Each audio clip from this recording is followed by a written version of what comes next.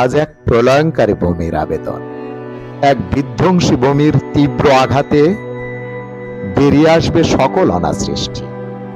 আমার এই আবেদন অল্পতেই বুঝে ফেলা এ নবপ্রজন্মের কাছে।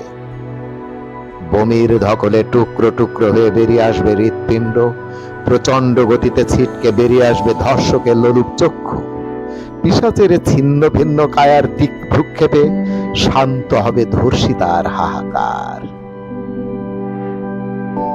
আজ প্রয়োজন এক ধ্বংসাত্মক বমির আয়োজন, যে বমির অগ্নুৎপাতের মতো উদ্গীরণ কম্পনের প্রচণ্ডতায় ধসে পড়বে পিত্ত বৈভবের বিপুল পাহাড়, আর লুটেরা সমাজপতির চূর্ণ মস্তকের দিকে তাকিয়ে সর্বহারা ছাড়বে স্বস্তির প্রশ্বাস।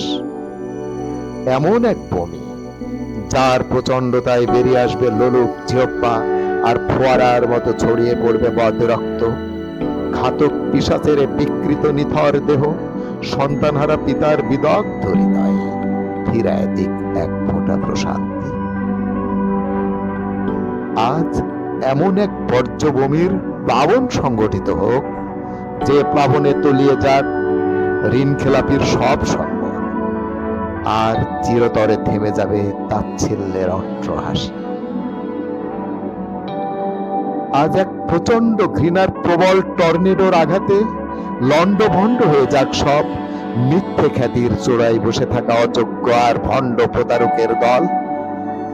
মেধাবী তরুণ সৃষ্টির সুরে গাইবে ভবিষ্যতের গান। আবার মনের সুপ্ত প্রার্থনাগুলো জেগে উঠবে মৃন্ময় সরলতায়, ঝর্ণাধারার মতো ছুটে চলা দুরন্ত কিশোরীর মতো, অথবা কোনো কিশোরের এক মুঠো স্বপ্নকে আশ্রয় করে বেড়ে ওঠা। এসবই আমাদের হারাতে চায় না আর কোনোভাবে।